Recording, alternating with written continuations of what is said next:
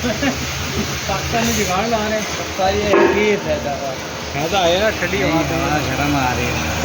पानी खत्म नहीं ठंडी आ रही करके पिया हाले वो नहीं देखता ठंडी आ गई आगे मार के